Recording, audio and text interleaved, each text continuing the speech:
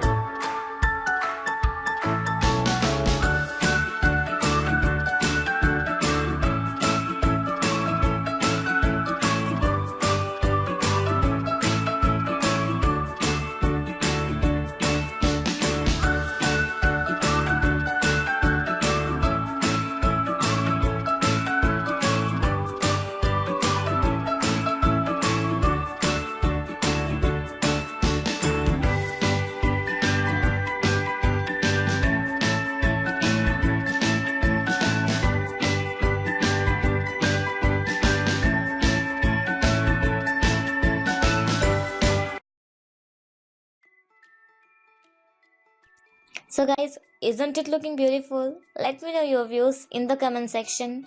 And if you like this video, please share with your friends and give it a thumbs up.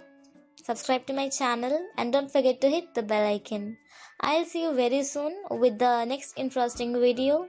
Until have fun, take care, bye bye.